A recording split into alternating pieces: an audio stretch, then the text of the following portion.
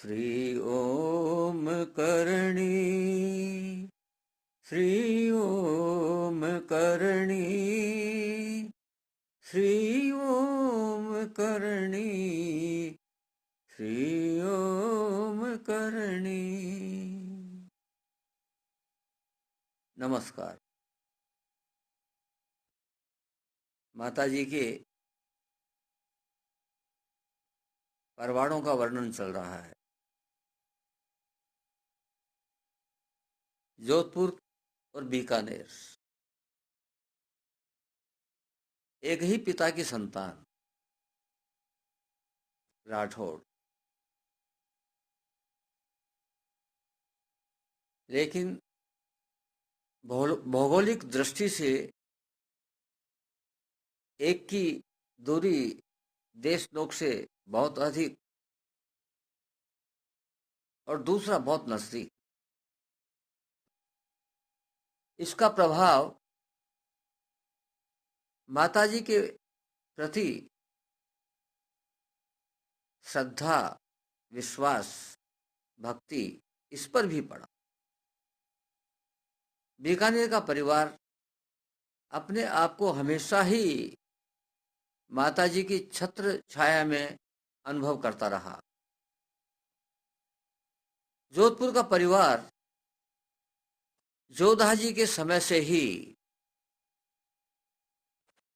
थोड़ा दूर ही रहा और जोधा जी के जाने के बाद में जोधपुर और बीकानेर परिवारों में प्रेम भाव समाप्त होता गया। आपस में टकराव भी होता रहा। माताजी के समय तो किसी तरह से ये टकराव टलता रहा, लेकिन बाद के समय में यह टकराव बहुत बढ़ गया।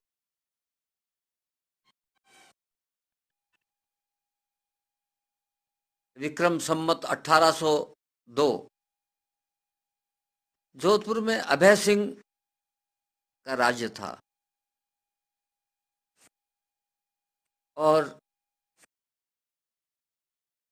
बीकानेर में थे गज सिंह।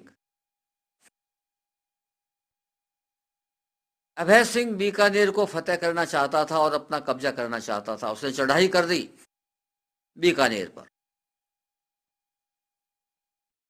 बहुत बड़ी सेना थी, आर्थिक दृष्टि से ज्यादा संपन्न था, सैनिक दृष्टि से ज्यादा संपन्न था, तो बहुत बड़ी चढ़ाई कर दी और जगह जगह लूट खसोट मचा दी। जहां कहीं लूट खसोट होती, ये जाते बीकानेर की फौज जाती और वहां से उनको भगाती, तो वो दूसरी जगह धावा बोल देते। बीकानेर राज बहुत परेशान हो गया, क्या करें क्या नहीं करें। तो माताजी की शरण में आता है और यहाँ गज सिंह जी माताजी की पूजा कराते हैं, भोग चढ़ाते हैं, आरती कराते हैं और मां से प्रार्थना करते हैं कि बीकानेर तो हमेशा आपकी छत्र छाया में रहा है, अब आप ही संभालो तो ये संभलेगा, हमारे बस की बात नहीं है। संभालो मां, संभालो। इतना कह के प्रणाम किया और उसको विश्वास हो गया कि माता ने संभाल लिया। ऐसा विश्वास होना चाहिए। उसके हृदय में विश्वास जागृत हो गया कि माताजी ने कमान संभाल ली, अब मेरे को कोई चिंता नहीं है, बीकानेर आया, अपनी फौज को कंसोलिडेट किया और लगभग 4000 सैनिकों को साथ लेकर के उनके कैंप पर, जोधपुर के कैंप पर झगड़ा हमला बोल दिया। जोधपुर की सेना भिड़ गई। उनकी संख्या बहुत ज्यादा थी, वे 6000 थे, ये 4000 थे। माताजी तो जानती थी कि भाई ताकत में जोधपुर बहुत भारी पड़ता है। तो माताजी साथ में लड़ रही थी, गज सिंह के साथ थी।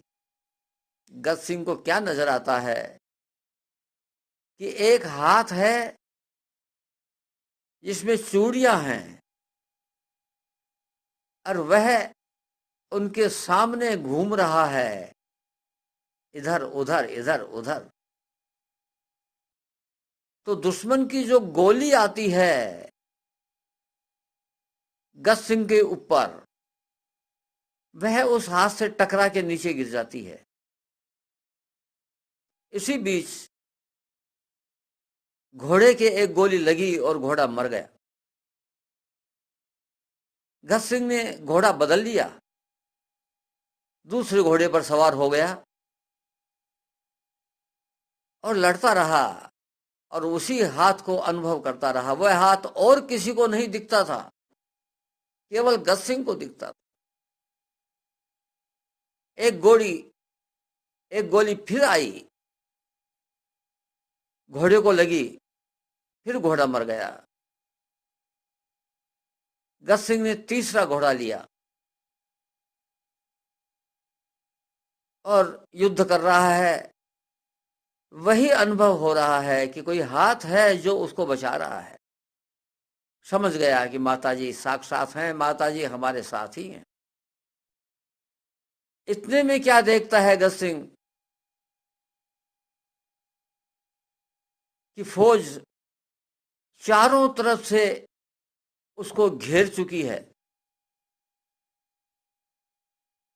और अब यह हाथ कितनी देर बचा पाएगा, वो घबरा जाता है।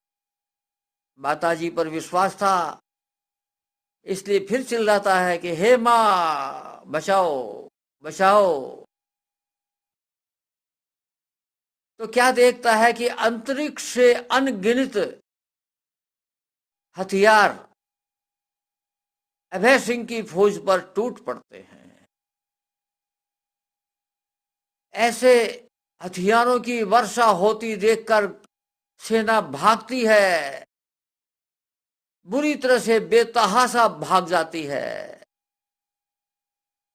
रण क्षेत्र खाली हो जाता है जोधपुर की सेना से। अभय सिंह की जीत होती है, वापस आता है, देशनोक आके माँ को प्रणाम करता है, माँ की पूजा करवाता है, विशिष्ट पूजा मिश्र जी जो किया करते हैं आजकल भी। माँ की विशेष पूजा करवाता है, नैवेद्य चढ़ाता है। तो इस प्रकार से बीकानेर राजघराने की हमेशा ही माताजी मदद करती रही हैं, सहायता करती रही हैं। आज बस इतना ही। नमस्कार।